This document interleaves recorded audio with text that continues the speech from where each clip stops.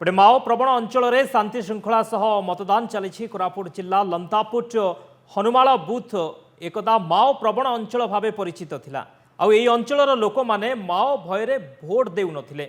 लंतापुट block रे 53टी polling booth केन्द्र थिबा बेले एही समस्त बूथ रे माओवादी भय जोगु भोट देबा सात सपन पलटि जाइथिला।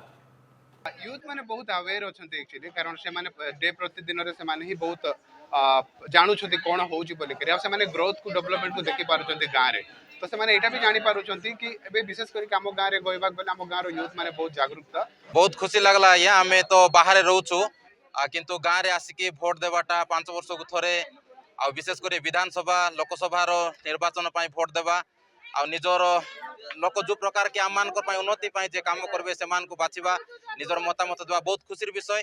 और देखु छु हमें गां रे भी समस्त उत्साहित अछंती।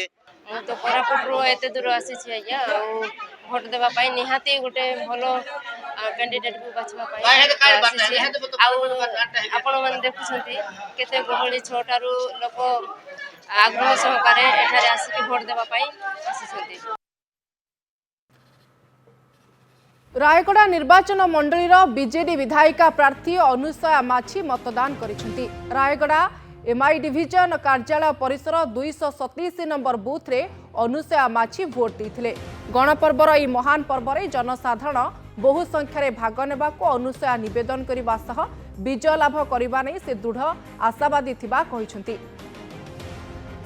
हाँ, निर्वाचन को आम 5 वर्ष समस्त जनसाधारण अपेक्षा करते निज निजर मत सब्यस्त करने आज ये समस्ते उपस्थित अच्छा। रायगड़ा निर्वाचन मंडल आमर एमआई डिविजन बूथ रे समस्त उपस्थित मुझे आज भोट देवाई आसी तो जनसाधारण समस्त उत्साह सहित भोट देवाई आसी।